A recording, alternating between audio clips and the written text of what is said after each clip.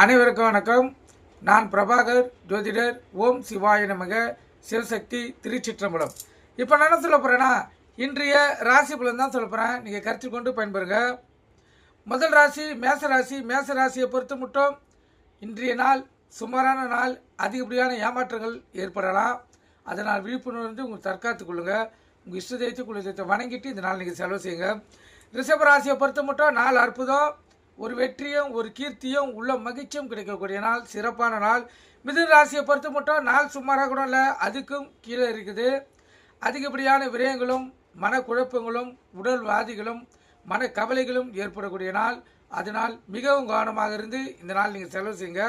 உங்கள் இஷ்ட தெய்வத்தை குலதெய்வத்தை வணங்கிட்டு இந்த நாள் நீங்கள் செலவு செய்யுங்க. கடகராசியை பொறுத்த மட்டும் நாள் அற்புதம். இரட்டிப்பு லாபம் பெறக்கூடிய நாள். இந்த சிறு தொழில் செய்யுங்க. தக்காளி, வெங்காயம், பூண்டு, காய்கறி, கீரை வைக்கிறவங்களா இன்று இரட்டிப்பு லாபத்தை பார்க்கலாம். அற்புதமான நாள். சிம்ம ராசியை பொறுத்த மட்டும் நாள் அற்புதம். நட்பு வட்டார விரிவடையும் நாள். அதே போல் பாலிய நண்பர்களை பார்க்கக்கூடிய சூழ்நிலை ஏற்படலாம். இன்று முழுவதும் நண்பர்களிடம் மனவிட்டு பேசி மகிழ்ச்சிகரமாக பொழுதை கழிக்கக்கூடிய நாள். அற்புதமான நாள். கன்னி ராசியை பொறுத்த மட்டும் நாள் சுமார். செய்யும் தொழில் ஏதாவது வேலைகள் எதுவாக இருந்தாலும் தடங்கள் ஏற்படுறதுக்கு அதிக வாய்ப்பு இருக்குது. அதனால் விழிப்புணர்வோட எச்சரிக்கையோட இந்த நாள் நீங்கள் செலவு செய்யுங்க. உங்கள் இஷ்ட தெய்வத்தை குலதெய்வத்தை வணங்கிட்டு இந்த நாள் நீங்கள் செலவு செய்யுங்க. துலா ராசியை பொறுத்த மட்டும் நாள் அற்புதம். ஒரு மகிழ்ச்சியும் ஒரு கீர்த்தியும் உள்ளம் மகிழக்கூடிய சம்பவங்களும் நடக்கக்கூடிய நாள்.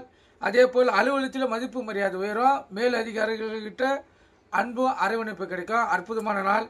விருச்சிக ராசியை பொறுத்த மட்டும் நாள் சுமார். தாமதம் ஏற்படக்கூடிய நாள். அதனால் ஏன்னா வெளியூர் பயணங்கள் அலுவலகம் செல்ல வேண்டியதுனா கொஞ்சம் முன்கூட்டியே கிளம்புங்க.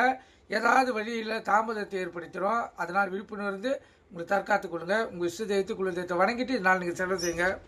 தனுசு ராசியை பொறுத்த மட்டும் நாள் அற்புதம். சுகமான நாள். மகிழ்ச்சிகரம் நாள். உள்ள மகிழும். மகர ராசியை பொறுத்த மட்டும் இரட்டிப்பு லாபம் பெறக்கூடிய நாள்.